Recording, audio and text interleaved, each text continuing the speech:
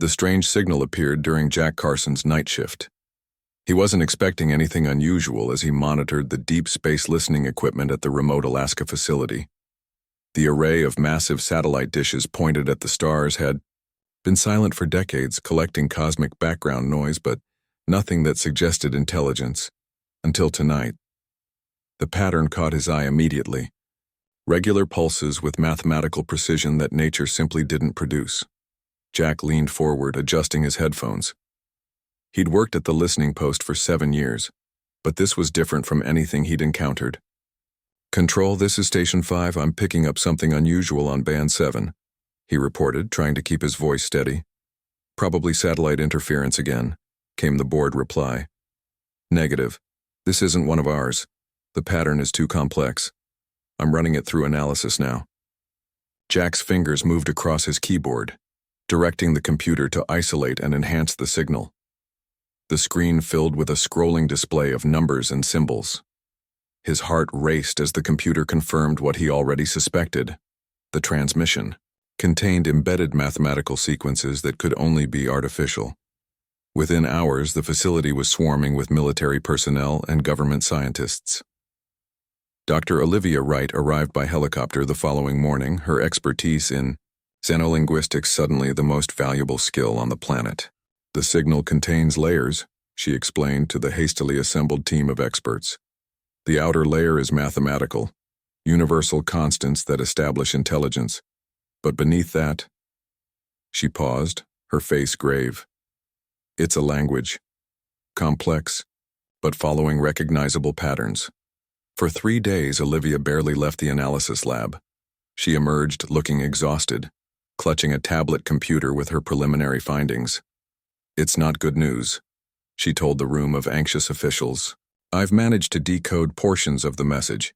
It contains references to Earth specifically. They know we're here." General Frank Wilson leaned forward. "Who are they, exactly?" "They call themselves the Kirval, as near as I can translate. And they're coming here." Olivia brought up a series of images on the main screen. These appear to be tactical assessments of our planet, military formations, weapons capabilities far beyond our own. The room fell silent. "Are you saying this is an invasion plan?" asked Secretary Hammond. Olivia nodded. "The message wasn't meant for us. It was intercepted en route to somewhere else. Based on what I've translated, Earth has been designated as a strategic acquisition target. They've been observing us for some time." "How much time do we have?" General Wilson asked. "The transmission velocity suggests their nearest outpost is at least 6 months away at their travel speed. But that's just an estimate." The president was informed within the hour. By nightfall, an emergency United Nations Security Council meeting had been convened in secret. While world leaders debated their response, NASA engineer Alan Garcia made a critical discovery. He burst into the analysis room where Olivia was working. "The signal contains a response protocol," he said, spreading his notes on the table. "Look at this sequence here. It's not just information, it's an invitation to reply." Olivia studied his findings, her fatigue momentarily forgotten. "You're right. They've included a transmission frequency and format guide." "We could send a message back," Alan suggested. "Let them know we intercepted their plans. Or that could accelerate their timeline," countered General Wilson, who had just entered the room. "If they know we're aware, they might strike sooner." Olivia looked between them. "Or it might be our only chance to change what's coming." As dawn broke over the facility, the debate continued. What could humanity possibly say to an advanced alien empire that viewed Earth as nothing more than a target for conquest? The debate over whether to respond to the alien message stretched into days. World leaders gathered virtually, their faces grim on screens surrounding the oval table where General Wilson sat with Olivia Wright and Alan Garcia. "If we respond, we reveal ourselves," argued the Chinese representative. "We confirm we understood their plans." "They already know we're here," countered the British Prime Minister. "The question is whether we face them as mice hiding in the shadows or as equals who demand respect." Alan Garcia spoke up, his voice quiet but firm. "The response channel they've provided has specific protocols. It's designed for a particular recipient. If we use it, we're essentially intercepting a private conversation. Like picking up their military phone and saying, "We heard everything," said Olivia. After 72 hours of heated discussion, the United Nations Security Council reached a decision. Earth would send one message. Only one. It had to count. Commander, Susan Bennett was brought in to oversee the transmission. A veteran communications specialist, she had the technical expertise needed for such a critical task. "We'll need to use multiple transmission arrays simultaneously," she explained. "The signal needs to be strong enough to reach their communication network." Teams of linguists, diplomats, scientists, and military strategists worked around the clock to craft humanity's response. The message would be both a warning and an introduction. "We need to convey that we are worth knowing, not conquering," Olivia insisted during one particularly tense meeting. After countless revisions, the final message took shape. It began with mathematical sequences proving human intelligence, followed by basic scientific knowledge to establish understanding. Then came carefully selected cultural information, art, music, literature from around the world. The core of the message was clear. Earth was home to diverse civilizations with rich histories who would unite against external threats. The final section contained the warning, "We have intercepted your plans to conquer our world. Know that Earth is not an easy target. We are resourceful, adaptable, and determined. Our history is filled with examples of smaller forces defeating larger ones through innovation and resolve. We prefer peace, but will defend our home with everything we have. We invite dialogue instead of conflict. Choose wisely." On a cold Tuesday morning, Commander Bennett sat before the transmission controls at NASA's Deep Space Network facility. Satellite dishes around the world were aligned, ready to broadcast humanity's message to the stars. "All systems are go," she reported. "Transmission will begin on my mark." General Wilson nodded. "Send it." Susan's finger pressed the button. Transmission initiated. For 4 hours, Earth's message traveled outward, beamed toward the coordinates extracted from the alien signal. When it completed, a strange silence fell over the control room. "Now what?" someone finally asked. "Now we prepare," General Wilson replied. "And we wait." The waiting was the hardest part. Days passed with no response. Days became weeks, and weeks became months. Governments worldwide began massive military buildups while keeping the public in the dark about the true reason. New weapon systems were designed based on theoretical counters to the technologies hinted at in the alien message. Underground shelters were quietly expanded. Food and medical supplies were stockpiled. 6 months after the transmission, Intelligence Officer Daniel Murphy discovered something troubling in deep space telescope data. "There's movement at the edge of our solar system," he reported to General Wilson. "Objects changing course in ways that defy natural orbital mechanics." "Scout ships?" Wilson asked. "Possibly. Too small for a full invasion force, but definitely artificial." Olivia studied the data. "They received our message. Now they're taking a closer look at us." As the objects moved closer, Earth held its breath. Had humanity's warning made any difference? Or had they simply alerted the predator that the prey was aware? The silence from space grew heavier with each passing day. For 3 months after Daniel Murphy spotted the objects at the edge of the solar system, nothing changed. The unknown vessels remained there, neither advancing nor retreating, simply watching. On Earth, preparations accelerated. Nations that had fought each other for centuries now worked together against a common threat. Old enemies shared military technology. Border disputes were set aside. The entire planet moved with singular purpose: survival. General Heather Mills took command of the newly formed Earth Defense Initiative, a unified military force drawing the best soldiers and equipment from every country. "We need to assume they could arrive at any moment," she told the assembled leaders at the EDI headquarters beneath the Rocky Mountains. "Every day we have to prepare as a gift." Dr. William Foster emerged as a key figure in humanity's defense plans. The physicist had spent months studying the alien signal, extracting clues about their technology. Their weapons likely use directed energy rather than physical projectiles, he explained, pointing to diagrams on the wall screen. Based on the power requirements mentioned in their transmission, I believe they harness something similar to what we would call plasma. Can we defend against that? General Mills asked. Dr. Foster nodded cautiously. Theoretically, certain electromagnetic field configurations might deflect or disrupt their weapons. I've designed prototype shields, but without seeing their actual technology in action, it's educated guesswork. Around the world, construction began on massive defense installations. Satellite-based weapons platforms took shape in orbit. Deep underground, bunkers were prepared to house millions of civilians if the worst happened. The public knew something was happening, but governments revealed only part of the truth. They spoke of precautionary measures against potential threats to global security. Conspiracy theories flourished, some coming surprisingly close to the truth. Daniel Murphy hardly slept anymore. He spent his days monitoring the mysterious objects at the solar system's edge, watching for any change in their behavior. On a Tuesday morning in June, he finally saw what he had been dreading. "They're moving," he reported to General Mills, his voice tight. 3 objects have broken formation and are accelerating toward the inner solar system. Heather studied the trajectory plots. Time to Earth? At current speed, approximately 2 weeks, but they could accelerate further. The news spread through command centers worldwide. Earth's defenses, though improved, were not yet ready for a full confrontation. Dr. Foster's shield technology remained untested in actual combat conditions. "We need more time," he pleaded in the emergency meeting that followed.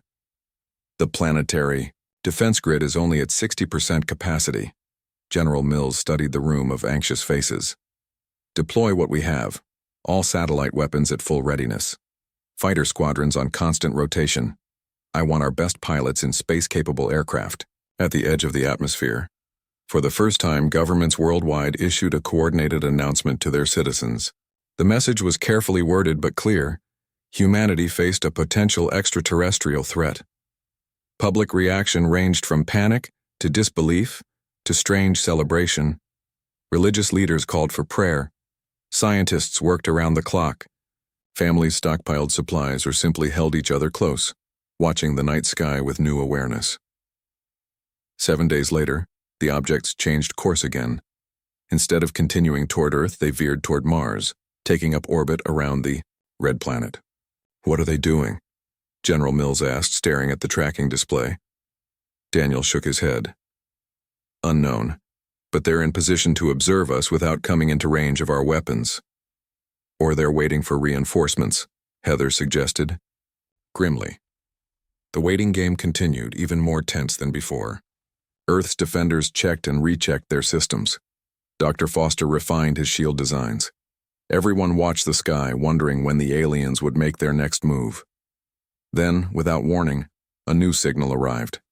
Completely different from the first. The new signal came not from the mysterious objects near Mars, but from much deeper in space. It arrived at every major radio telescope simultaneously, broadcasting on multiple frequencies to ensure reception. Dr. Olivia Wright was awakened at 3:17 a.m. by the urgent call. "The pattern is completely different from the first transmission," the night shift analyst told her.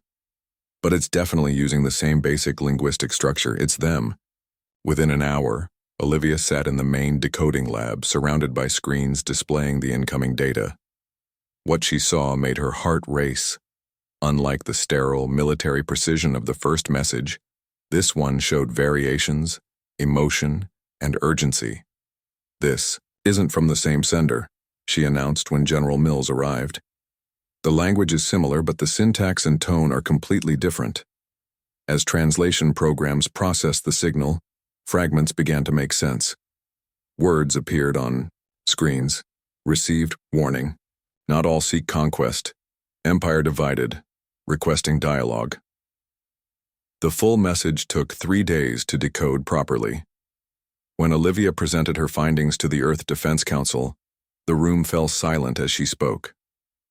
"The Galactic Empire is not a unified entity," she explained. According to this message, it's deeply fractured into political factions. The invasion plans we intercepted came from the expansionist military leadership. Our warning message was intercepted by moderates who oppose the conquest. Are we supposed to believe they're the good aliens? Asked the Russian representative, skeptically. They call themselves the Kirval Reform Coalition, Olivia continued. They claim our warning message was distributed throughout their communication networks. It apparently caused significant political upheaval.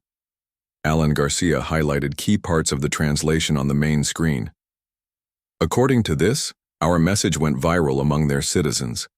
The fact that a primitive species would stand up to the Empire captured public imagination.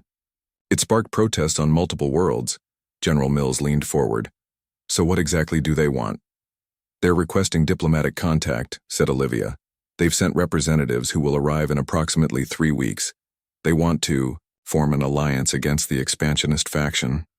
The debate that followed lasted for days. Was this a genuine offer or an elaborate trap? Would meeting these aliens provide valuable intelligence or expose Earth to greater danger? Nations that had briefly united now argued over the appropriate response. In the end, it was decided that Earth would accept the diplomatic meeting, but with extensive precautions. A single representative would be chosen to speak for humanity. Ambassador, Nicole Taylor had not expected to become humanity's first interstellar diplomat. At 47, she had decades of experience in international relations, but nothing had prepared her for this moment. Your service record shows exceptional crisis management skills, General Mills told her when offering the position. You've negotiated peace in regions where it seemed impossible. We need those skills now more than ever. Nicole spent the following weeks in intensive preparation. She studied everything known about the Kirval language and culture. She underwent security briefings and contingency planning. Scientists developed emergency protocols should anything go wrong. As the estimated arrival date approached, a small Kirval vessel appeared at the edge of Earth's orbit, exactly when predicted. It maintained position, broadcasting a simple message requesting permission to send a small delegation to the surface. Standing in the command center, watching the alien ship on the monitors, Nicole felt the weight of history on her shoulders. Are you ready, Ambassador? General Mills asked. Nicole straightened her shoulders. As ready as anyone could be, let's make first contact. The reply was sent, inviting the Kirval delegation to land at the specially prepared facility in remote New Zealand. Within hours, humanity would meet its first extraterrestrial visitors, either potential allies or the advanced team of Earth's destruction. The Kirval ship descended slowly through Earth's atmosphere, a sleek vessel that shimmered with an iridescent blue glow. Military jets escorted it at a safe distance, weapons locked but not engaged. Below, the New Zealand facility stood ready, surrounded by 3 rings of security. Ambassador Nicole Taylor watched the landing from behind reinforced glass.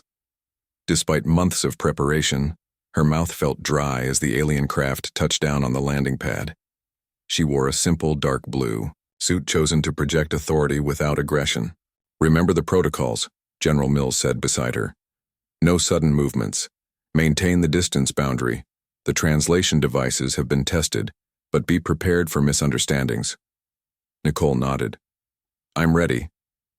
A door slid open on the yaw side of the craft. After a moment's pause, 3 figures emerged. They stood taller than humans, with slender bodies and skin that had a faint bluish tint. Their faces had features that seemed almost familiar.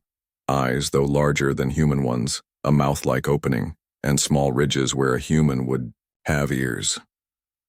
The lead figure wore elaborate robes with geometric patterns, while the others wore simpler clothing that resembled uniforms. They carried no visible weapons as agreed in the preliminary communications. Nicole stepped into the meeting chamber, a neutral space designed with both human and alien comfort in mind.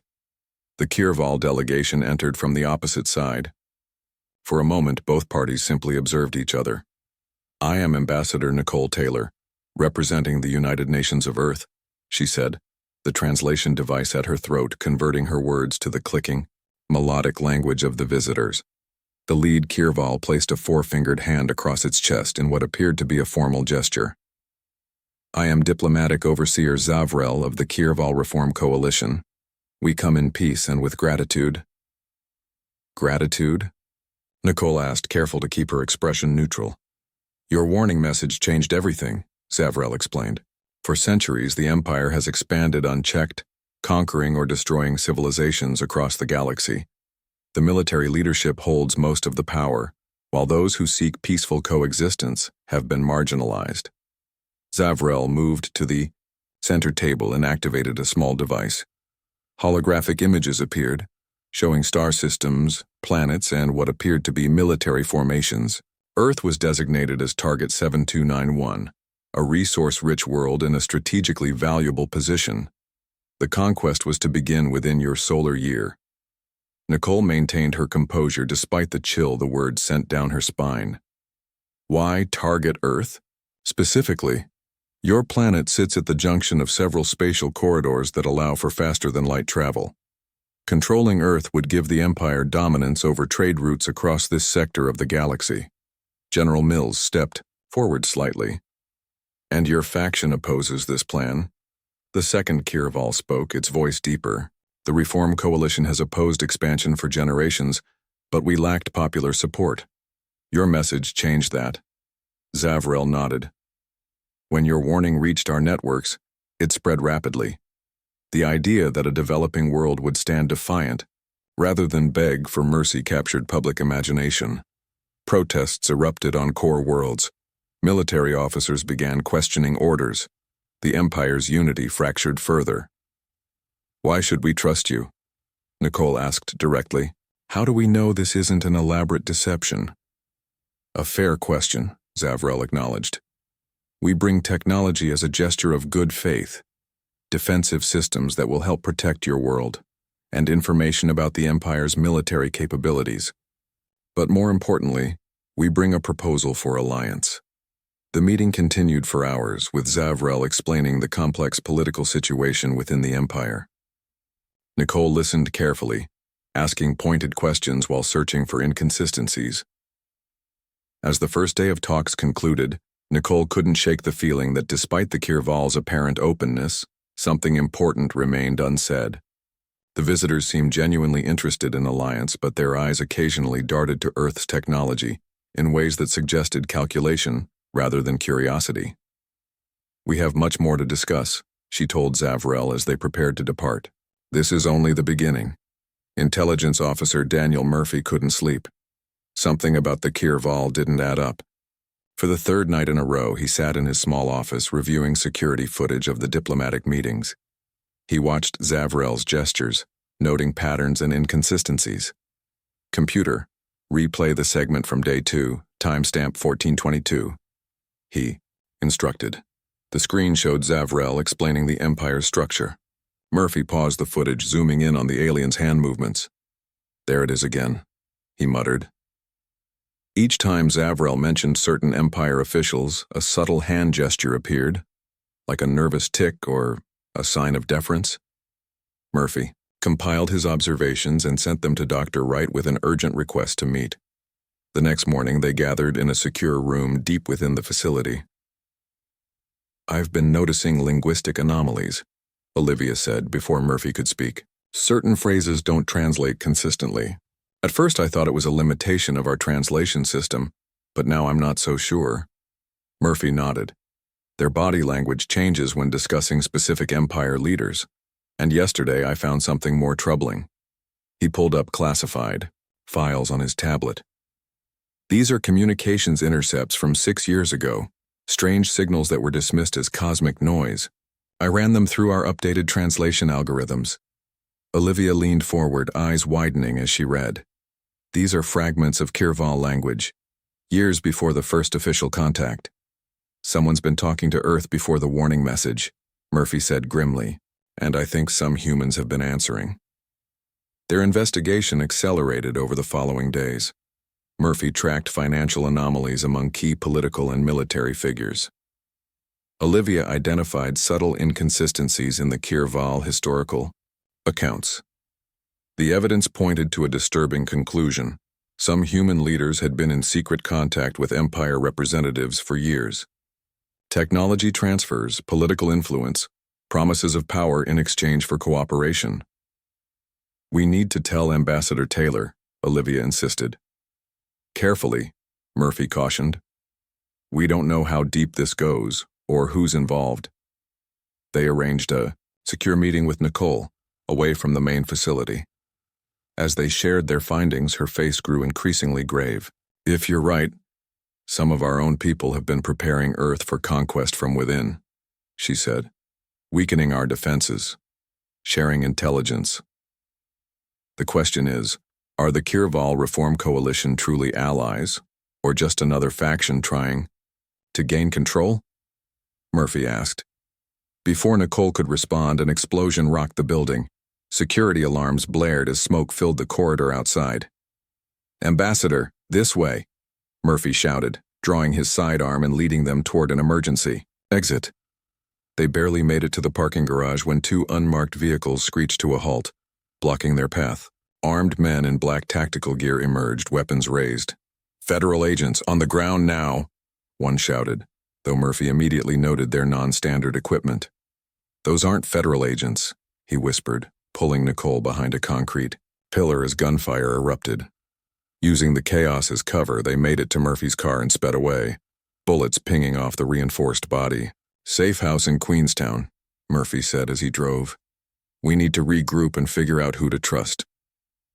That night, as they huddled in a remote cabin, news reports announced that Ambassador Taylor had gone rogue, accused of sabotaging the alien negotiations. General Mills issued a statement that a new diplomatic team would continue talks with the Kirval. Look at his eyes, Olivia said, studying Mills on the screen. That's not him speaking. He's under duress or compromised, Murphy finished. Nicole's secure phone buzzed with an encrypted message from Dr. Foster. Empire fleet detected approaching Jupiter, faster than projected. Defense grid not ready. Need you back ASAP. Trust no one in command. As dawn broke over the mountains, Nicole stared at the message, the weight of responsibility heavy on her shoulders. The conspiracy was larger than they'd imagined. Earth's unified front was fracturing, and the real invasion had already begun, both from without and within. Dr. William Foster stood before the emergency council, his face pale with exhaustion. The massive display behind him showed the Empire fleet spreading across the Jupiter system, their ships capturing moons to use as staging areas. They're moving faster than we anticipated, he explained. At current speed, the main force will reach Earth orbit in 48 hours. General Mills, now confirmed to be acting under duress, had been located and rescued from a secret facility. Though weakened, she resumed command of Earth's defenses. The defense grid is only at 70% capacity, she said, studying the tactical displays. We need to activate what we have now before they get any closer. Across Earth, massive energy emitters powered up, drawing from dedicated nuclear plants. In orbit, satellite platforms aligned their experimental weapons. Fighter squadrons scrambled from bases worldwide. Ambassador Taylor had returned to headquarters after Murphy helped clear her name. Now she worked frantically to coordinate with the Kirval Reform Coalition. Our allies confirm the fleet belongs to the hardline military faction, she reported. Reform forces are en route, but won't arrive before the Empire does. As the first Empire ships approached Mars orbit, Earth launched its initial strike. Dr. Foster's theoretical weapons fired, sending focused beams of energy across space. On screens throughout the command center, they watched as the energy pulses struck the leading Empire vessels. For a moment, nothing happened. Then several smaller ships flared bright and went dark, drifting out of formation. A ragged cheer went up in the command center. It works, Dr. Foster exclaimed, his voice breaking with emotion. The plasma disruption field works. The celebration was short-lived. The larger Empire ships adjusted their shields and continued forward, apparently undamaged. Behind them, more vessels appeared from hyperspace jumps, their numbers far exceeding Earth's intelligence estimates. They're deploying fighter craft, reported the radar officer, hundreds of them moving ahead of the main fleet. General Mills activated the global command channel. All defense forces, engage according to Protocol Delta, focus fire on their smaller craft first.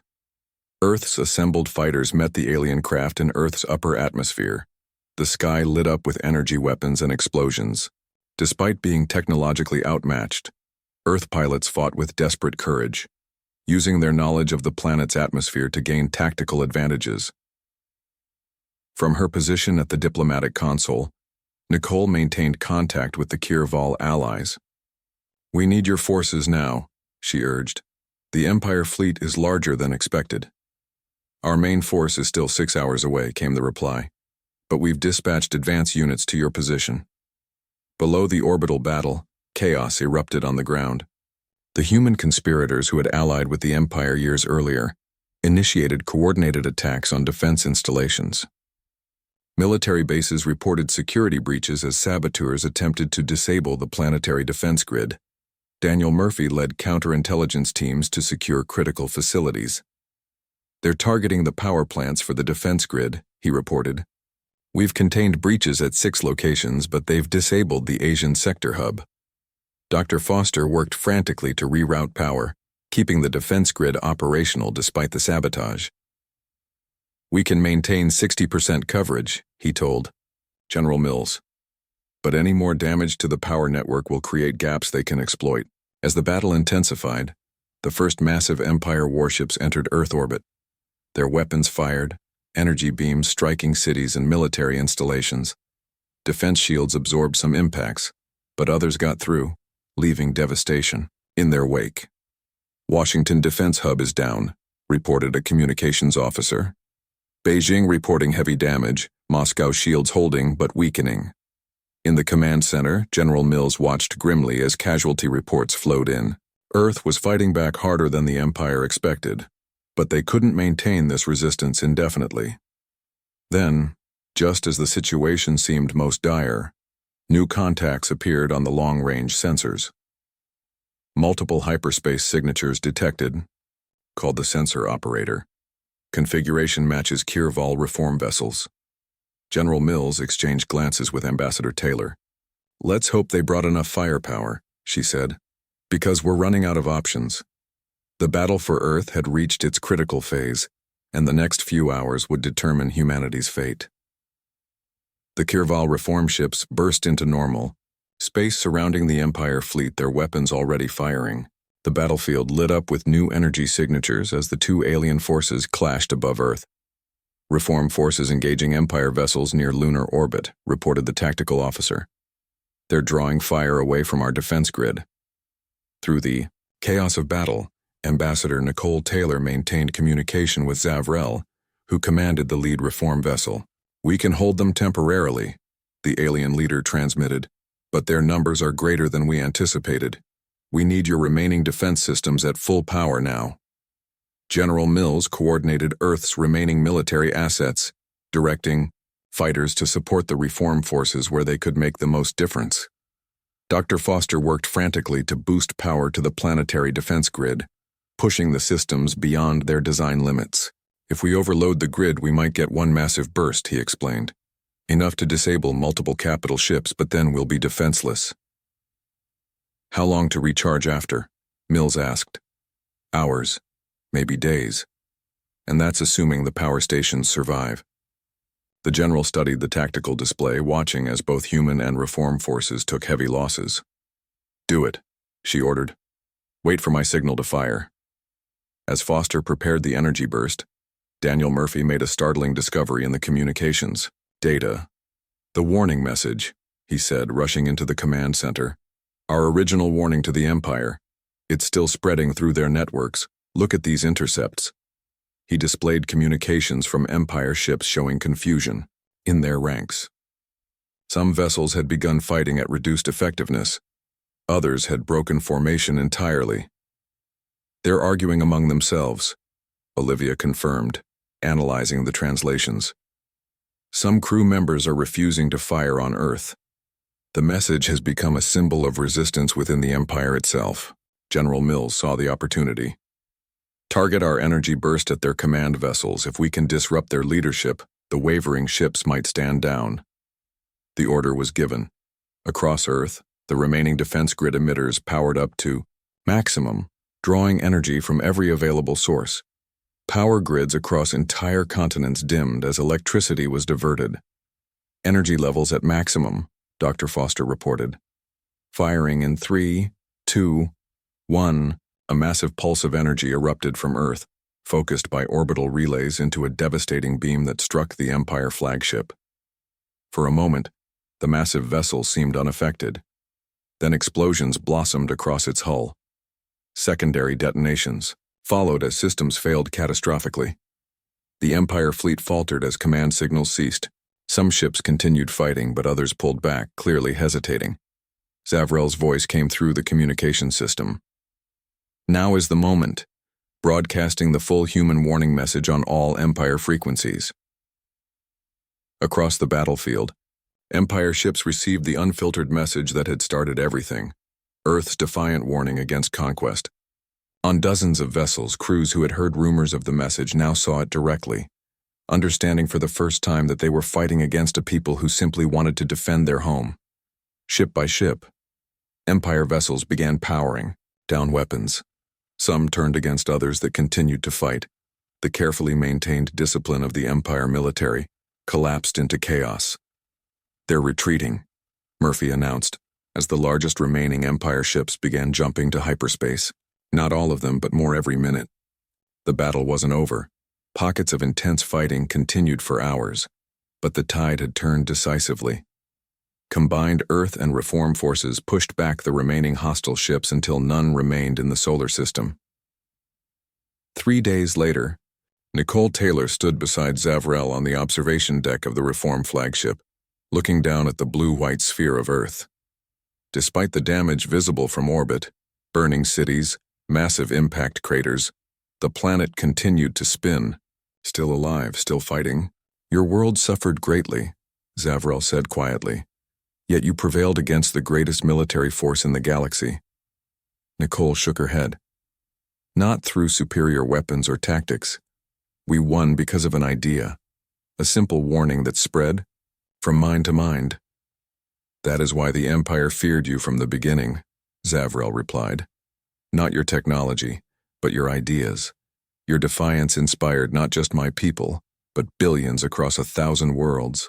The Empire is collapsing from within, system by system." As reports arrived from across the galaxy, the full impact became clear. Earth's warning had ignited revolutions throughout Empire space. The rigid hierarchy that had maintained control for centuries was dissolving, replaced by a movement demanding freedom and self-determination. Earth, though wounded, emerged as a symbol of resistance. The world whose single warning had changed everything. As reconstruction began, humanity took its first steps into a larger community of worlds, no longer as conquerors or conquered, but as equals in a changing galaxy.